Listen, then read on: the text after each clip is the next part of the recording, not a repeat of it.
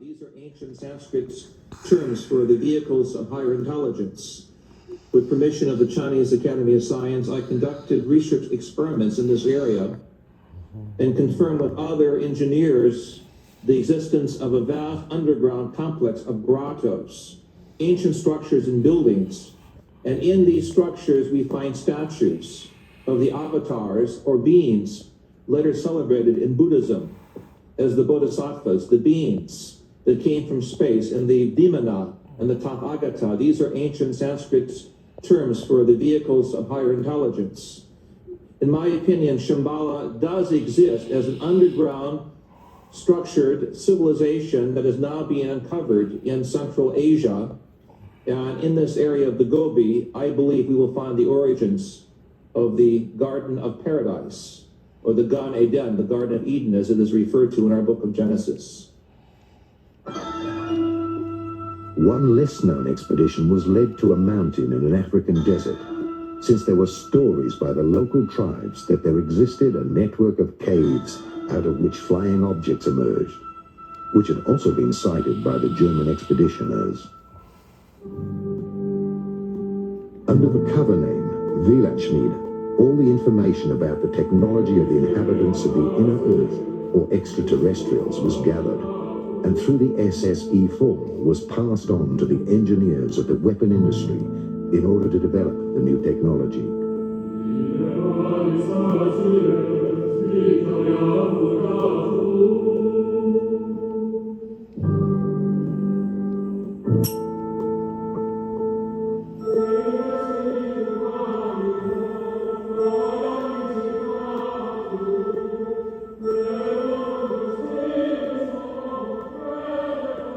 The flying saucers from Agartha were the result of this scientific research.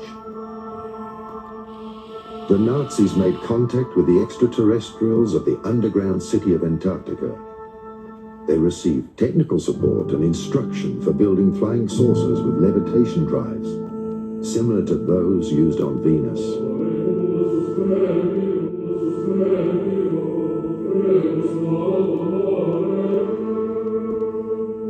At the end of the Second World War, the extraterrestrials ensured that the technology was returned from Earth back to these cities.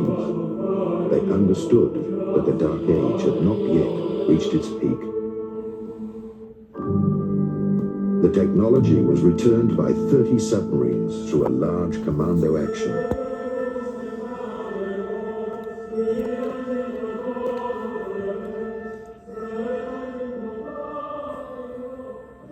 Okay, let's pick up the scenario. We were originally talking about the spiriting out of the two spacecraft out of Berlin before the Allies arrived. We said that they were put aboard two submarines. They spent 6 months at sea, and they finally landed in Argentina. Now, from that point, they were taken into Antarctica, into a section of Antarctica called Queen's Maud's Land. And there they disappeared, and they were not heard of for some time. Now, intelligence sources, and of course I was in the intelligence business at that time with the agency, reports indicated that they were in there and they were operative once again. Now, there was a major concern by world powers to go in and capture the technology and the two spacecraft which they knew were in Antarctica. And the intelligence reports indicated that one known as Admiral Byrd was to be recommissioned, and he was to be sent in there to retrieve the two saucers and also the technology and personnel associated with it. Later reports indicated that Admiral Byrd was given 8 months and unlimited funding to go in and pull this thing successfully off. But we also know that within 8 weeks he was totally defeated. Now, the supposition at that point was that there was an advanced civilization and technology, most probably alien. They were with the Third Reich and the SS, who was in Antarctica, and that those great and developed technologies were used to defeat Admiral Byrd. And of course, as it turns out, even to date, they're still there. We never did successfully get them. The stories that I have uncovered about the inner Earth is that very early on in the history of the Third Reich,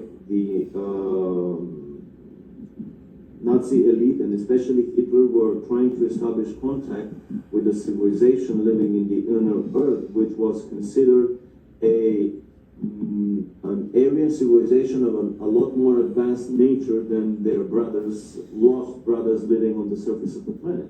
The Tula Society carries the name of the former capital of that civilization, someplace around present-day Greenland, before the previous polar shifts and before Greenland became under ice.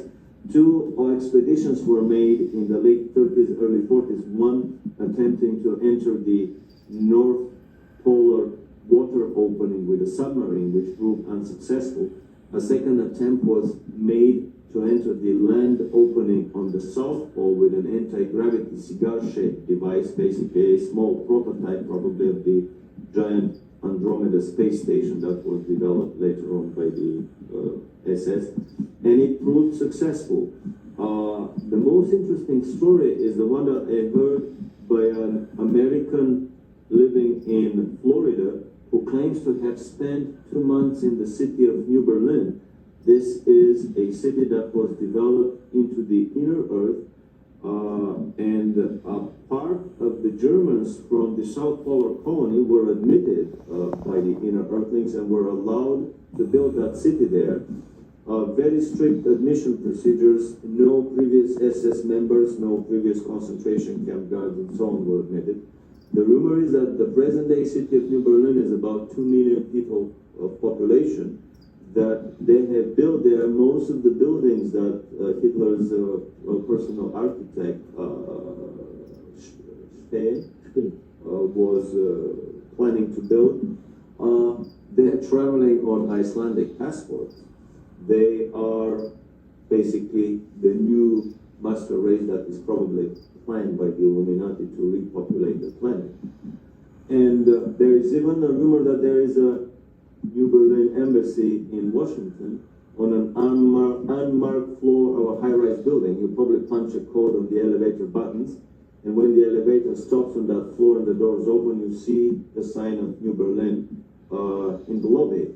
The kids of the New Berliners study in major institutions around the globe, Harvard, Oxford, Cambridge, Yale, and basically it is not a Nazi colony that is established in the hollow earth as an enemy of the present-day American and English Illuminati secret government. On the contrary, it is just basically the other side of the same coin. Some would even coin the new word, the Illuminati presence on the planet, that basically the World War II Nazis and the present-day Illuminatis in America are nothing more than the two sides of the same Illuminati coin. So basically, this is a colony, a presence in the whole earth that has been established with a shoulder-to-shoulder cooperation of the Russians and Americans, organized, orchestrated, and performed through the quiet cooperation of the Illuminati government. After World War II, a military expedition under Admiral Byrd tried to recover the vanished technology. The extraterrestrials let him enter the inner Earth to the Golden City. They delivered a request message for disarmament to the government of the United States. Admiral Byrd had to remain silent until his death, but after he died, his nephew published his diary. In my work with South African, Brazilian, and American geologists at the South Pole, it is clear that under the structures of ice, there are many layers of civilization, suggesting at one earlier point of time when the conditions of the South Pole were different. Clearly, there was some type of civilization there. The evidences of huge dinosaur intelligence suggest that this was one of the possible places for the Garden of Eden. This, of course, is assuming that the shell of the Earth had a different north and south magnetic pole. And with the shifting of the pole, this region became suddenly very, very frigid. And thus, we do not see any evidences on the surface of these so-called earlier conditions of intelligence. However, I believe with the further exploration of the documents that both Admiral Byrd brought to the attention of the world after World War II and the Brazilian Navy uncovered in 1961 with its subpole expedition, that extraterrestrial intelligence is also operated out of the area of the South Pole. And in that sense, the South Pole is a connecting point with other civilizations, possible extrasolar gardens of paradise. What was it that Admiral Byrd found on the South Pole? Incredibly enough, in an official American Navy documentary film, we found footage of what Admiral Byrd found on the South Pole. He found giant freshwater, never freezing lakes with areas around them that were free of any snow. And in that film, we show footage of the Navy planes landing in these lakes. But even more so, he found, to his amazement, that his planes were disappearing very quickly. A lot of his planes were attacked by anti-gravity devices that were operated by the Germans there, by anti-gravity saucers. A lot of them crashed into invisible barriers and disintegrated in mid-flight. This is an indication that the Germans had already perfected the force field shield, and they were up and operational around the German colony at Neuschwabenland. When he was retreating, basically the whole operation lasted for 1 week. They started at the end of February 47, and by the first week of March, they were through with the whole operation, and much earlier than scheduled, and they departed. And in an interview at Buenos Aires on his way back, Admiral Byrd made the incredible statement that the Third World War would probably be with an adversary coming from the polar regions of our planet, an adversary that has the ability to fly unobstructed from pole to pole. He was referring to the Germans at their South Polar colony at Neuschwabenland that were operating their anti-gravity craft with impunity and could fly circles around the globe, and of course would shoot out of the sky any of the attacking American planes. The inner terrestrials surrounded the entrance gates with an electromagnetic protective dome, which no being or weapon could penetrate. After all this happened, it became the greatest secret of mankind. It started ufology as we know it today. Indeed, there is a second humanity, an inner terrestrial race who had already built cities in the inner earth before the sinking of Atlantis. These extra and inner terrestrial races built time gates and anchored these cities on a higher subatomic frequency. After the Great Purification, these time gates will fall, and at different places there will be once again access to the underground cities.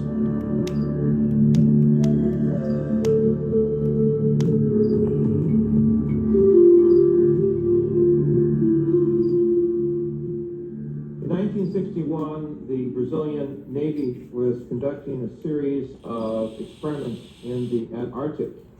According to one of my colleagues who was in one of the naval ships, suddenly out of the ice packs, a large spacecraft emerges and takes off vertically at a terrific speed, shocking both the American and the Brazilian naval forces that were there.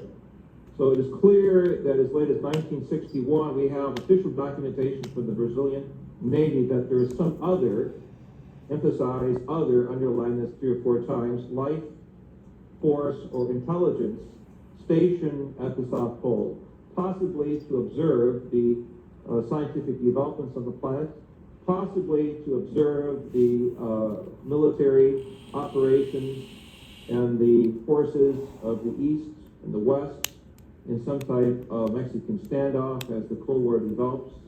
We have clear documentation from other sources and other South American governments that some technology that is not human-based is there. That is to say, some type of higher evolutionary experience is there And this is the next chapter of our quest